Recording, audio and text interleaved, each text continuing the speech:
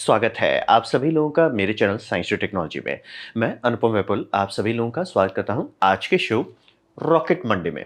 If you want to watch this video in English please click the description and go to my English only channel. तो आज हम लोग बात करेंगे vast के बारे में, यानी कि वास्ट स्पेस जो कॉरपोरेशन है उसे समझते हैं। तो समझिए ये कहाँ से आ गया एक रैंडमली। तो आपको ये समझना पड़ेगा कि आईएसएस का एक्सपायरी डेट आ गया, एक्चुअली वो थोड़ा ज़रूरत से ज़्यादा खींच दिया गया है, लेकिन अब उसका लिमिट आ रहा है, मतलब नासा भी हाथ खड़ा कर दिया कि 2030 से आगे हम इसे नहीं ले जा सकते। अब रहा बात कि ऐसा क्या हुआ है कि उसका कोर स्ट्रक्चर जो है वो फटीग कर चुका है। अब रहा बात कि वो स्पेस में तो फटीग क्यों कर रहा है, आप ये समझिए जितनी बार आप उसमें अंदर लोग हिल डुल रहे हैं, वाइब्रेशन तो तब भी बन ही रहा है, और सारे वेल्डेड जॉइंट्स नहीं है, कनेक्शन जॉइंट्स हैं। तो वो से वाइब्रेशन ट्रैवल करता है, मतलब एक्सरसाइज करते हैं वाइब्रेशन ट्रैवल करता है, डॉकिंग करते हैं वाइब्रेशन ट्रैवल करता है, और ये सब बहुत टाइम लगेगा डैमेज करने में। लेकिन अगर आप इसे ठंडा गरम ठंडा गरम ठंडा गरम ठंडा गरम करते रहेंगे तो बहुत जल्दी बैंड बच जाएगा। बोले स्पेस में ठंडा गरम कैसे हो रहा है, वो धूप के साइड में जा रहा है गर्म हो रहा है, छाँव में आ रहा है धरती के ठंडा हो जा रहा है, और ये दिन में कई बार होता है क्योंकि ऑब्वियसली वो लो अर्थ ऑर्बिट पे है।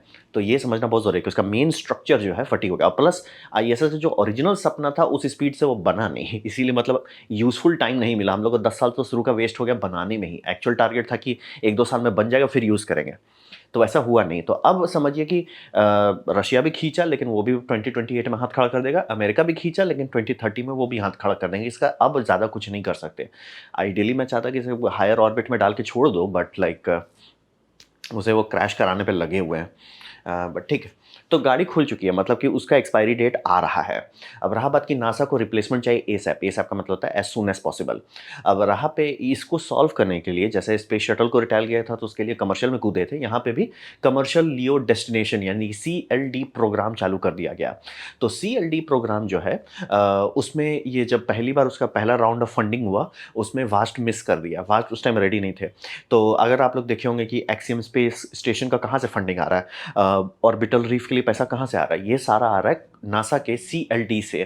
सीएलडी बनाया गया है कि जैसे आईएसएस हट एक्सपायरी होने का टाइम हो, ब्रेक नहीं पड़ना चाहिए। नासा एकदम सीरियस है कि ब्रेक नहीं होना चाहिए, क्योंकि ब्रेक होने से जितने भी सब मैन्युफैक्चरर्स हैं, सब कॉन्ट्रैक्टर्स हैं, वो तुरंत कैपेबिलिटी खो देंगे, क्योंकि ऑब्वियसली जो स्पेस में काम करते हैं वो हाईली स्पेशलाइज्ड लोग हैं, सैलरी भी बहुत लगती है और टूल किट भी बहुत रेयर होता है। जैसे ही वो छोड़ेंगे तुरंत इधर उधर भाग जाएंगे, और मतलब देखते देखते आपका देश कंगाल हो जाएगा, मतलब कि पूरा स्किल सेट खो दीजिएगा। तो ये समझना बहुत ज़रूरी है कि नासा एकदम पड़ा हुआ है, कुछ भी होने पे इनके पास कभी भी ऐसा नहीं होना चाहिए स्पेस में कोई जा नहीं रहा है। हमेशा इनके पास कॉन्ट्रैक्ट्स होने चाहिए, स्पेस सूट बनाने वाले, लाइफ सपोर्ट बनाने वाले, क्योंकि सब बहुत हार्ड इंडस्ट्री है बनाना और खोना बहुत आसान। तो एकदम सीरियसली नासा पड़ा हुआ है। अब वास तो पहला मिस कर दिया, तो रहा बात कहाँ से ये फंडिंग ला रहे हैं। तो इन्होंने प्राइवेट फंडिंग स्टार्ट किया और छोटा सा रकम $1 बिलियन निकाल लिया है। ये इनका कोर है। अब रहा बात कि इनका मेन डिफरेंस जो है इनका, कि ये बड़े बड़े लोग बड़े बड़े सपने दिखा रहे हैं, हम ये कर देंगे, हम वो कर देंगे, ऐसा हो जाएगा वैसा हो जाएगा। ठीक है, इनका एम वैसा नहीं है। इनका है सर हम स्पेस में जाके दिखा देते हैं कि हम क्या कर सकते हैं, बाकी चीज़ आप हटाइए, हम स्पेस में सीधे चले जाते हैं, बाकी चीज़ जाते लेने।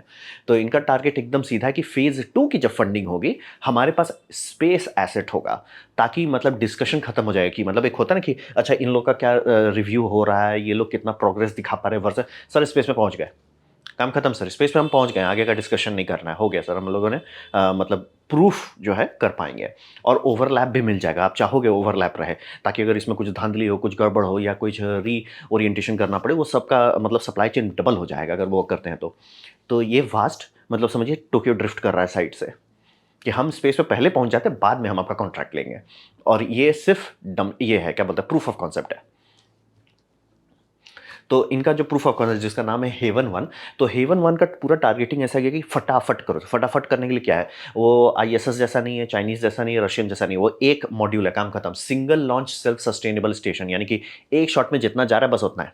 उसको ये नहीं कर रहे हम उस पर और डॉकिंग करेंगे, उसमें बड़ा बनाएंगे, ना जी ना।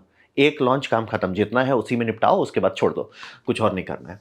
और इसका टारगेट दिया गया है लॉन्च जो है नो अर्लियर देन मई 2026, जो कि काफ़ी तेज है। अब रहा बात कि वो टारगेट क्यों है, वो टारगेट है कि सीएलडी का जो फेज 2 की राउंड फंडिंग होगी उस टाइम अगर ये दिखा पाएंगे सर हम तो रेडी हैं स्पेस में, तो डिस्कशन खत्म हो जाता है, मतलब नासा बाय लॉ इनको डिनाई नहीं कर पाएगा। तो ये है। अब रहा बात ठीक है कौन सा रॉकेट चाहिए, फाल्कन 9 इस्तेमाल करेंगे, और फाल्कन 9 भी इन्होंने बुक कर दिया है। तो फाल्कन 9 का बुकिंग है मे 2026, नो अर्लियर देन, मतलब कि स्पेस एक्स एक स्लॉट बुक करके रखा, वो खिसकाते रहेंगे, डिपेंड करता है आपका सामान पहले रेडी हो जाता है, इससे पहले नहीं वो देंगे स्लॉट, इसके बाद वो कभी भी आपको स्लॉट दे सकते हैं, मतलब ऐसे ही करके आइटनरी बनाई जाती है। तो स्पेस एक्स रेडी कर चुका है और इसका टारगेट जो है स्पेस स्टेशन का ये आईएसएस नहीं है और ये उसका रिप्लेसमेंट, ये प्रूफ ऑफ कॉन्सेप्ट है। तो ये बनाया जा रहा है शॉर्ट ड्यूरेशन स्टे। तो शॉर्ट कितना शॉर्ट, टारगेट है 1 महीना, यानी कि ड्रैगन कैप्सूल से जाइए, डॉक कीजिए, ड्रैगन हमेशा रहेगा एज ए इमरजेंसी बैकअप और आप आराम से इमरजेंसी स्केप कर सकते हैं अगर स्पेस सूट में कुछ दिक्कत हो जाता है। वो रहेगा कितना दिन तक, 30 दिन तक का। कितने लोग, 4 लोग। तो क्या वो स्पेस स्टेशन कहना सही है? हाँ वो सही है, क्योंकि एक ही स्पेस स्टेशन है टेक्निकली जो मतलब आईएसएस है, जिसमें 24/7/3 कोई ना कोई रहता है, उसमें कंटिन्यूअस ह्यूमन ऑक्यूपेंसी रहती है। वो उसके हिसाब से ये नहीं डिज़ाइन कर रहे हैं, ये डिज़ाइन कर रहे हैं कि हमारे कंपनी पे भरोसा कीजिए। और रहा बात की, तो इनको इतना फंडिंग क्यों दिया जा रहा है? बात है कि बहुत सारी कंपनी हंसी खुशी ये ले लेंगी इनके हाथ से अगर ये कर पाते हैं तो। और बहुत सारा चीज़ आप ये कर सकते हैं, रिमोट ऑपरेशन में कर सकते हैं, लेकिन कोई जगह चाहिए कि जाके वहाँ पे रख सकें। जैसे अभी आप लोग देख रहे हो काफ़ी लोग दवाई पे पड़े हुए हैं, ऐसा क्यों है? दवाई में बहुत सारे चीज़ के लिए कॉम्प्लेक्स क्रिस्टल की ग्रोथ करानी पड़ती है। वो ग्रोथ धरती में नहीं अच्छा से होता है, क्यों नहीं होता? ग्रेविटी है। अगर उसे आप लो ग्रेविटी में करते हैं तो बहुत अलग तरीके का मेडिकेशन बनता है जो क्रिस्टल लेवल पे है, इसे मतलब फिजिक्स में छेड़खानी नहीं कर सकते। तो वो अगर वहाँ कर पाते हैं तो बहुत होगा। तो बहुत लोग ट्राई कर रहे हैं हम कैप्सूल में करेंगे, ये करेंगे, लेकिन सबसे बेस्ट क्या होगा? उसे स्पेस स्टेशन में करो और टाइम लगेगा, ठीक है। इंसान बस जाके उसको सेटअप कर दे, फिर जब 2-3 महीना बाद जाके वापस कलेक्ट कर ले। सीधा सीधा लाइन लगी हुई है। अगर आप बोलते हो कि ये हम करने दे सकते हैं कि सर हर कुछ दिन पे आपका कुछ महीने में ही समझ लिया, हर कुछ महीने में आपका 6 से 9 महीने के बीच में इंसान आएंगे, वो काम कर लेंगे, मतलब जो बन चुका है, जो क्रिस्टल ग्रोथ हो चुके हैं उसे कलेक्ट करके ले आएंगे और जो क्रिस्टल नए क्रिस्टल को लगा देंगे। लोग बोले चुपचाप से पैसा लो हमको दो। ये सर्विस अभी डिमांड है, तो ये कंपनी वही कर रही है, ये ऐसा प्रूफ ऑफ कॉन्सेप्ट बना रही है, सही है। ये प्रूफ ऑफ कॉन्सेप्ट बाहर के लिए है, ये नासा के लिए है कि सर देखो हम बना लेते हैं और इनका प्रॉफिट इसी से निकलेगा। मतलब कि ये पड़े हुए, नासा अगर पैसा देता है बल्ले बल्ले, और वो नासा का रिक्वायरमेंट में है कि आप हमारे भरोसे नहीं चलिए। कमर्शियल वाले में सारे में 50% ही नासा फंडिंग करेगा। यानी आप $4 बिलियन मांग रहे हैं तो वो एक्सपेक्ट कर रहे हैं कि आपका प्रोजेक्ट का बजट 8 बिलियन है, आप 4 हमसे मांग रहे हो। वो हमेशा एक्सपेक्ट करेंगे। तो कॉन्टेक्स्ट ये है कि ये कंपनी प्रॉफिट बनाना चाहती है और ये मतलब बना के डेमो कर देना चाहती है ताकि इनको आगे का फंडिंग क्लियर हो जाए। और ये जो इन्होंने खर्चा कर दिया $1 बिलियन के आसपास, उसका रिकवरी के लिए ये एक्चुअल बिजनेस प्लान है इनके पास।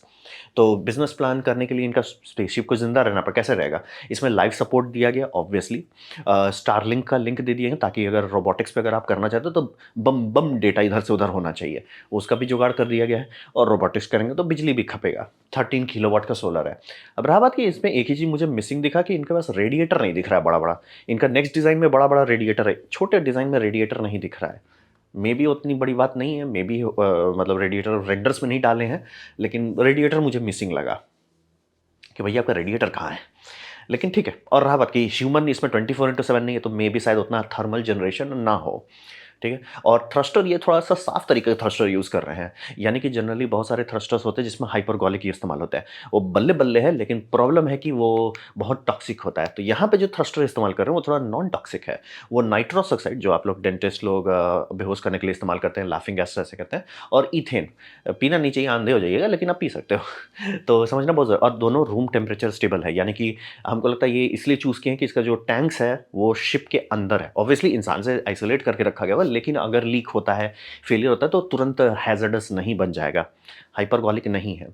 तो ये थोड़ा यूनिक तरीका है। साइड इफेक्ट है कि ये हमको नहीं लगता हाइपरगोलिक मिक्स है, यानी कॉन्टैक्ट पे इग्निशन हो जाएगा, वो नहीं है, वो पेनल्टी पड़ता है। बेनिफिट सेफ्टी मिलती है।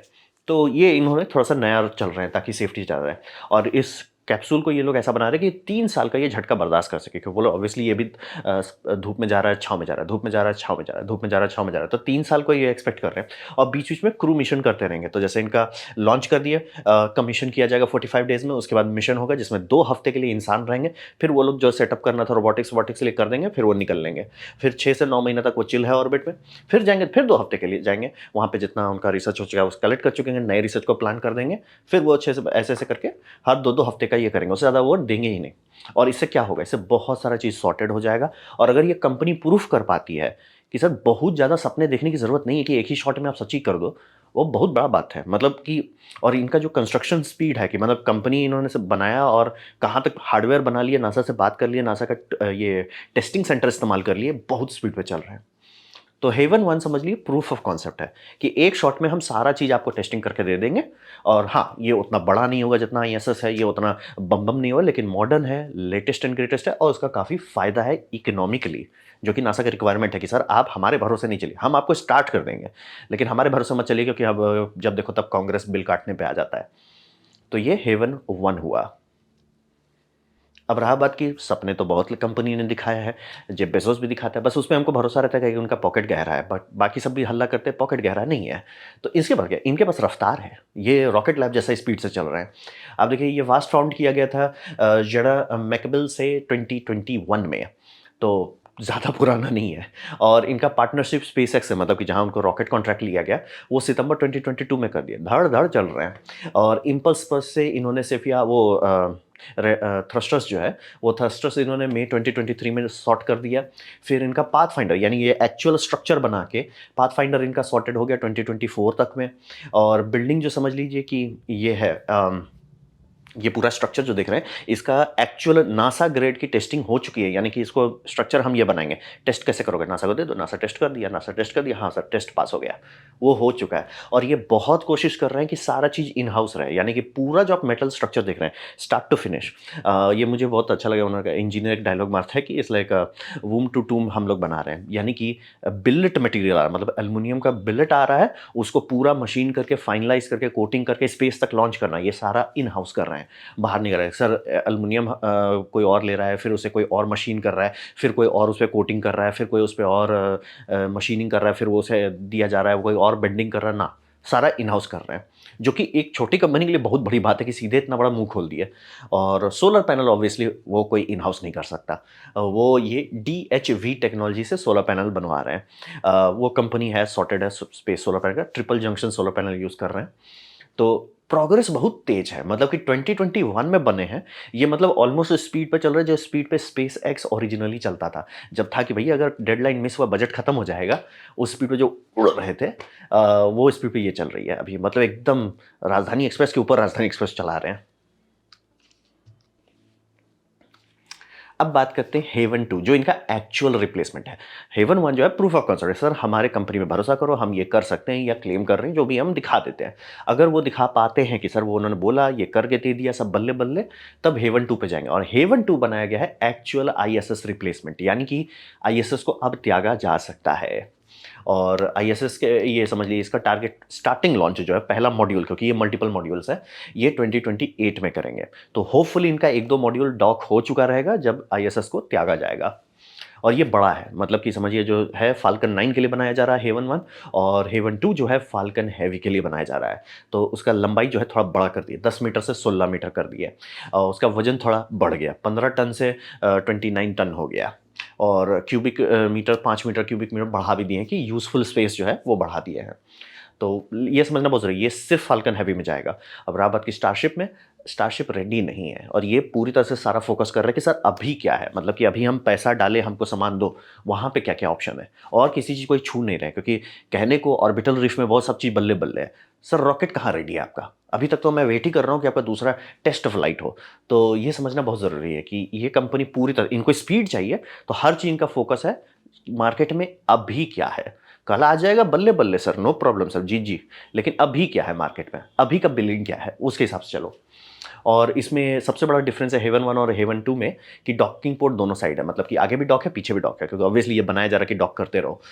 तो डुअल डॉकिंग पोर्ट्स दिया गया है। और इसमें रोबोट आर्म्स के लिए जो कैनेडा आर्म है वो ऐसे चलता है, तो उसको कोई जगह चाहिए एक्सटर्नल जहाँ पे वो क्लैंप कर सके, तो वो एक हर तरफ दिया गया है, यानी कि इस सब डिज़ाइन में रोबोटिक आर्म्स इधर से उधर जाके डॉकिंग भी कर पाएगा, बर्थिंग भी कर पाएगा, और नए मॉड्यूल्स को अटैच करना आसान होगा, वो सब कर दिए हैं। अब वही समझिए स्टार्टिंग में जब 2 मॉड्यूल रहेगा वो बैक टू बैक डॉकिंग करेंगे, लेकिन ये इनका फाइनल फेज नहीं है, मतलब कि आप ऐसे बस आगे से पीछे जोड़ते जाओ, वो फाइनल नहीं है। फाइनल है मतलब ऐसे करके गाड़ी खोल देंगे 2-3 लॉन्च करके, लेकिन उसके बाद ये होगा सेंटर कोर मॉड्यूल जिसे कह रहे हैं, कोर मॉड्यूल लॉन्च किया जाएगा। इसमें रेडिएटर है, इसमें बम बम रेडिएटर है। ये हमको लगता है, मतलब ये जब डाल देंगे तो एक्सपेक्ट कर रहे हैं कि ज़्यादा बड़ा मतलब लोग ज़्यादा रहेंगे, ज़्यादा एक्सपेरिमेंट्स किया जाएगा, टोटल सोलर पैनल 24/7 चलेगा, तो थोड़ा बम बम पड़ेगा, तो उसके लिए दे दिया। और वही समझिए स्ट्रेट पैटर्न से खुल के ये स्टार पैटर्न बना देंगे, और स्टार पैटर्न पे ये इनका फुल साइज होगा, मतलब फुल डिप्लॉयमेंट की सर हो गया।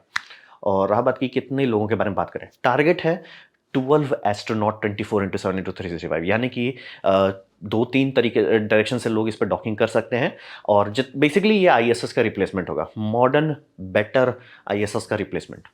अब रहा बात, अगर हेवन 1 सक्सेसफुल हो जाता है, जो कि अगले साल ही टारगेट कर रहे हैं, मतलब टोटल समझिए 1 साल का ही गैप बचा हुआ है लॉन्च करने में। मैं एक्सपेक्ट तो नहीं कर रहा हूँ कि मई में लॉन्च कर पाएँ, बट 1-2 महीना में अगर आगे पीछे होते हैं तो, और कर देते हैं लॉन्च, एंड अगेन कुछ बूम बाम बड़ीम नहीं होता है, तो इनका स्पीड इनको हेवन 2 का बहुत क्लियर कर देगा। क्योंकि नासा खुद भी चाहे ना कि भैया हल्ला तो सब कर रहे हैं, मतलब सबके पास है कि ये कर देंगे, वो कर देंगे, लेकिन कोई दिखा नहीं रहा है। ये है कि सर लो हमने ऑर्बिट में डाल दिया, अब वो यूज़ कर रहे हैं, सर हम उससे प्रॉफिट निकाल रहे हैं, आप थोड़ा-सा और सीड मनी के तौर पे दो, हम और आगे चले जाएँगे, वो डाइजेस्टिबल हो जाता है। तो हेवन 2 इनका एक्चुअल स्टेशन है। और ये समझना बहुत ज़रूरी है कि अमेरिका लिटरली कोशिश ये कर रहा है, इनका सारा अभी का जो प्रोजेक्ट है स्पेस का, जो मतलब समझिए ईथॉस है नासा का, वो है कि सर नासा को हटाओ, नासा को एज ए मेंटर के पोजीशन में डाल दो, एज ए मैनेजर के पोजीशन में। बनाने का काम इनसे नहीं होगा, इनसे ना बनेगा, इनसे ना हो पावे, हटा दो, इनके हाथ से हटा दो, बनाने का सारा चीज़ हटा दो। लेकिन ऐसा कर दो कि अमेरिका में लिस्ट हो जाए।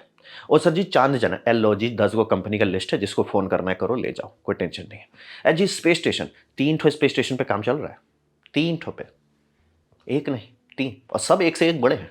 टेंशन ही नहीं लेना है, मतलब कि वो चीज़ चाइना ने एगो स्टेशन में, क्या बात है सर जी, कौन सा स्टेशन हमारा सबसे नज़दीकी है, आइए सर हम फोटो खींच कर भेजते हैं आपको।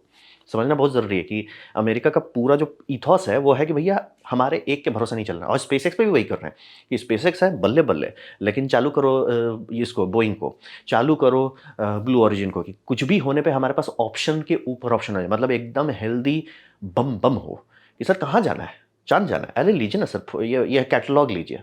मतलब अमेरिका वो करना चाह रहा है कि सर हमारे पास हर चीज़ का ऑप्शन है। हम लोग रोते नहीं कि अरे ये वो रॉकेट है, अरे वो जीएसएलवी मार्क 3 के पीछे हम लोग रो रहे हैं, ना जी ना सर। किससे जाना है, कौन-कौन से ऑप्शन है? लीजिए सर जी वल्कन रेडी है, लीजिए जी आपका न्यू ग्लेन रेडी है, लीजिए जी Falcon 9 ready, Falcon Heavy ready है, जी स्टारशिप भी बन ही रहा है, शायद रेडी हो ही जाएगा कुछ साल में। तो वो चाह रहे हैं, मतलब कि धड़-धड़ करके इनको पूरा पोर्टफोलियो चाहिए। और वो जब होगा तो जो अभी सब लोग कर रहे हैं ना चाइना, चाइना जो सब, अगर ये पहुंच गया, मैं क्लियर कर देता हूँ, अगर ये मान लीजिए 2026 के एंड में भी लॉन्च कर देता है और ये एक्चुअली काम करने लगता है, दी एंड, मतलब कि अब अमेरिका को टेंशन नहीं होगा कि सर उनके सारे सप्लायर्स बोल जाएंगे, जो कि बार बार हो चुका है। वो सप्लायर अगर नहीं बोलेंगे तो देश ग्रो कर पाएगा। बड़ा गेम खेल रहे हैं कई सारे। तो अब बात करते हैं भविष्य में क्या होगा। तो ये समझना बहुत ज़रूरी है कि इनका स्पीड बहुत तेज़ है। बोले 2021 में बनाए, मतलब, और $1 बिलियन कोई बड़ी बात नहीं है, उतना तो जेफ बेज़ोस मुँह से गिरा देता है और इलॉन मस्क तो हुलू-लुलू करते ही रहते हैं, तो कोई बड़ी बात नहीं है। लेकिन कर दिखाना कि सर हम बना रहे हैं, हमने स्ट्रक्चर बनाया, हमने नासा को दिया, हमने टेस्टिंग करा लिया, हमने ये बात कर रहे हैं, वो कर रहे हैं, मतलब करते जाना, मतलब धड़-धड़, मतलब स्टार्टिंग हुआ तब 90 लोग थे, 800 लोग तक कंपनी बढ़ा दी है, मतलब स्पीड जो है बहुत तेज़ है। और ऐसा क्यों है? क्लियर है, मैं एकदम क्लियर करता हूँ, कंपनी का स्पीड सिर्फ इस बात पे रहता है कि कितना क्लियर है। अगर उनको पता है हमको ये करना है, काम खत्म, दी एंड, फटाक से हो जाएगा, लोड ही नहीं लेना है आपको। लेकिन क्लियर कट होना चाहिए, जैसे कि स्पेसएक्स शुरू में जो बहुत राजधानी एक्सप्रेस से क्लियर था कि भैया पैसा लो, नहीं तो कमर्शियल रीसप्लाई मिशन नहीं मिलेगा। तो ये स्पीड इनके पास है कि CLD फेज़ 2, जिसको ये एकदम ओपनली बता रहे हैं, मेक या ब्रेक है। और हमको नहीं लगता ब्रेक करेंगे, अगर मान लीजिए कि नासा नहीं देता, लेट्स जस्ट से कि नहीं देता है, अगर इनका स्टेशन काम करता है जैसे ये कर रहे हैं, शायद इनको प्राइवेट मनी और मिल जाए कि भैया क्या नासा-उसा करेगा कि जब देखो तब उनका बजटिंग का दिक्कत होता रहता है, प्राइवेट ही आ जाए। तो चांसेस कम है, लेकिन ये एकदम क्लियर है कि हमको चाहिए। और ये समझिए, ये सीजीआई करने का जगह, जो कहता है ना कि इफ़ दिस देन दैट, जैसे कि है ऑर्बिटल रीफ, अगर हमारे पास एक बड़ा रॉकेट आ जाए न्यू ग्लेन, तब हम ये बना पाएंगे। It's like if this then that, वो सब नहीं सर जी, जो है हमारे पास हम उससे आपका जुगाड़ कर देते हैं। तो ये बहुत बेटर है कि सीजीआई दिखाने की जगह प्रूफ ऑफ कॉन्सेप्ट, सर हम ये बनाना चाहते हैं, अब आप बताओ। ये हमने ऑर्बिट में डाल दिया, जैसे कि सर लोग इसके अंदर जाके हैं और हम इससे ऐसे करके प्रॉफिट निकालेंगे ताकि सारा बिल आपके भरोसे ना आ जाए। तो वो बहुत बेटर अप्रोच है। तो वही समझिए, और रॉकेट वही सेलेक्ट करना जो है एक्टिव, ये नहीं कि सर और जी हम वल्कन इस्तेमाल करेंगे। सर वल्कन रेडी कहाँ है, 1-2 बार लॉन्च होता है, उसके बाद 6 महीने की वेटिंग लिस्ट है। वो समझना ज़रूरी है कि जो रेडी है, और क्या रेडी है, सिर्फ स्पेसएक्स है, सिर्फ फाल्कन 9 है। फाल्कन हेवी भी टाइम लगेगा, तो फाल्कन 9 ये है कि भाई धड़-धड़ करके फाल्कन 9 से गाड़ी खोल दो और उसके बाद कूदो इसमें आपका फाल्कन हेवी में, जो कि उतना केडेंस है। तो वही समझिए, और हर चीज़ जो ये इन हाउस कर रहे हैं, मतलब लिटरली वो डायलॉग मेरे को अच्छा लगा था कि इट्स लाइक वूम टू टूम, कि मतलब सारा एल्युमिनियम आ रहा है इनके पास, वो पूरा खुद ही मशीनिंग कर रहे हैं, सारा इलेक्ट्रिकल हार्नेस, बैटरी बॉक्स खुद बना रहे हैं, सब चीज़ें। बैटरी बॉक्स का तो बहुत अच्छा डेमो दिया। ये सोलर पैनल की टेस्टिंग कर रहे हैं। अब रहा बात कि ये सोलर पैनल ऐसा क्यों दिख रहा है, बात है सोलर पैनल में अगर आप बिजली उल्टे डायरेक्शन से डालते हैं तो वो ग्लो करने लगता है। तो लो लाइट सिनेरियो में वैसा ग्लो करेगा। ये ट्रिपल जंक्शन है, आपका सिलिकॉन वाला ऐसा नहीं ग्लो करेगा। ये ट्रिपल जंक्शन सिस्टम है, तो ऐसा ग्लो कर रहा है। ऐसे करके आराम से आप चेक कर सकते हैं, कोई सेल क्रैक तो हो गया है, कुछ हो गया, डैमेज वेमेज हो गया है, इसमें दिख जाएगा आसानी से। तो अगर सारा सेल एक जैसा ग्लो कर रहा है, बल्ले बल्ले, यानी कि आपका सेल सही है। नहीं है तो पता चल जाएगा।